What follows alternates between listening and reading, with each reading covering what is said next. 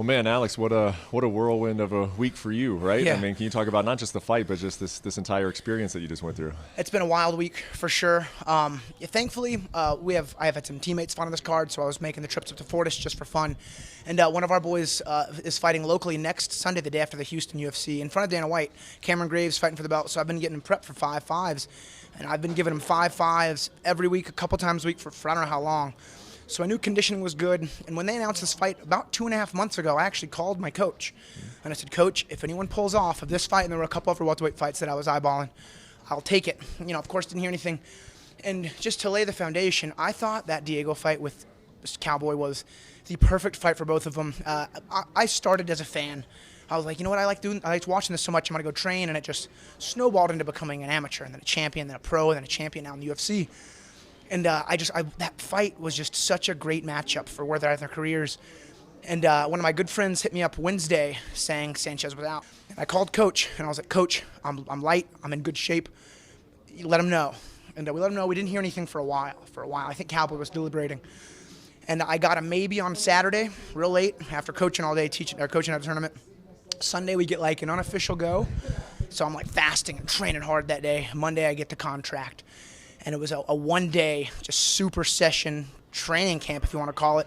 Came up to Vegas, felt great, and performed well. I wasn't tired at all, It was the end of the first. Easily could have gone all three. That was a fun one. And again, I was thinking, win this fight at all costs. I saw it finishing so many ways, but then after it was done, I don't know. I just have so much love and respect for Cowboy. Been watching him fight forever, like when he beat up Hernandez and when he switch kicked Matt Brown. And man, this is such a volatile, crazy sport. I mean, look at Dominic Reyes, Chris Weidman, hard workers, great dudes, great fighters. And, it's just, you got to take these wins well, and you got to understand the losses come with it, and just give those guys some love too. Yeah. I'm going to put you on the spot here a little bit, Alex, but Sure. Did it feel like that was Cowboy, the Cowboy that you've been watching throughout your entire career, and as a fan, did it feel like that guy in there tonight? Yeah. So not to be cliche, everyone's like, start fast. The plan was to start fast. I know Muay Thai guys well. I'm a Muay Thai guy myself, kickboxer, I should say, more Dutch style. But I know they take time to catch rhythm, and if they catch a rhythm, you're in some trouble. So I really tried to break the rhythm. When he'd step in, I'd step in, and just found a home for the right. I'll need to go back and watch the fight. I didn't know what to expect. So when I fought Pettis, I was confident in everything. But it's like, these are these champs, these top 10s. I'm like, are they that good? And I'm in there with them, and I'm like, this isn't what I thought. This is not that it's not hard, but it's just not that unattainable goal. I'm there, like I'm hitting them. And I went into this fight like knowing I was there and knowing I can beat them. And it was a mindset that coach, I had to focus on my focus in this fight, and I didn't lose it and didn't break it.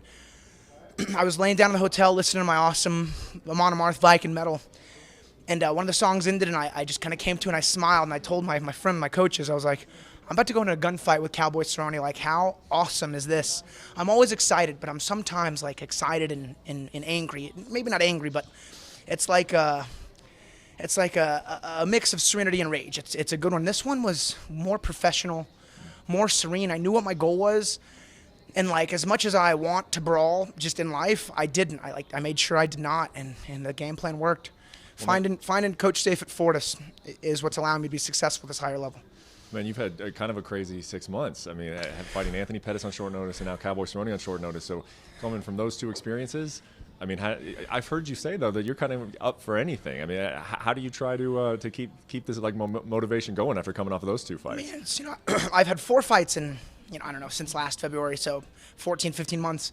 I get a brand new debut in Chaos who is out there. That was a weird one. And then I fight Reese McKee, who's also a rookie. So I get 2 super rookies, relative to the UFC tenure, and then 2 of the most experienced pros in the world.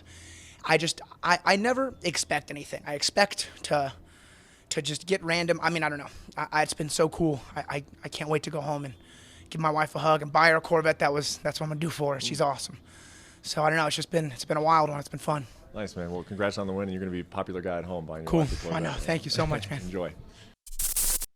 Thank you for watching ESPN on YouTube. For live streaming sports and premium content, subscribe to ESPN+.